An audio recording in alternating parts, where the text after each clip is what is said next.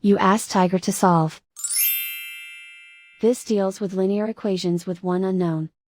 The final result is b equals 4. Let's solve it step by step. Swap sides. Group all constants on the right side of the equation. Add 1 to both sides. Simplify the arithmetic.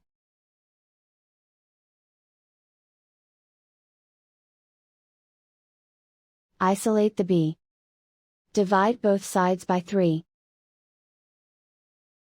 Simplify the fraction. Find the greatest common factor of the numerator and denominator.